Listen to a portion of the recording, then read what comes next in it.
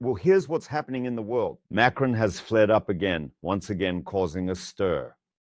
The handsome Emmanuel Jean-Michel Frédéric, that's his full name, announced that the time has come to strangle the Russian economy. His foreign minister, Mr. Barrett, that stated that we need to go further since the sanctions have not been convincing so far, and so on and so on and so forth. And that the Russian economy must be strangled once and for all.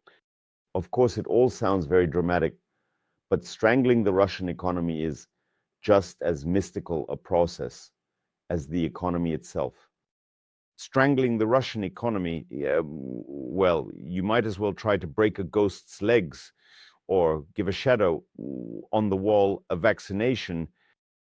The thing is, the Russian economy is just as much a sham as, say, orthodoxy. Take orthodoxy, for example. It seems all-encompassing, brazen, all-powerful. It lets metropolitans gorge themselves on sturgeon.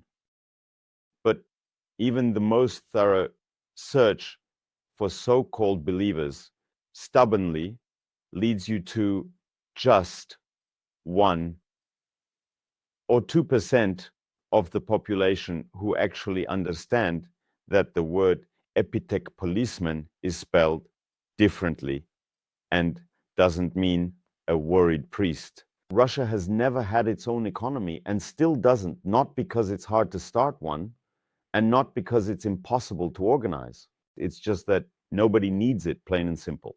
A complex mechanism of mutual corruption, parasitism on a frightened population, and propaganda about successes successfully takes its place.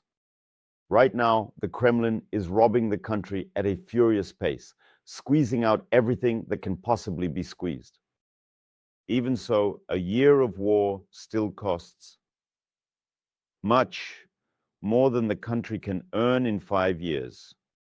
And yet everything in general keeps functioning, spinning, and shining. And this once again proves that with well-organized showmanship, there's really no need for an actual economy. In other words, there's really nothing left to strangle. Because as experience shows, trying to strangle a mirage is an insanely difficult task. Since your hands usually just pass right through its neck. Europe can expect to feel much the same way again. If it continues to rely on various macro and microeconomic tricks instead of taking decisive action.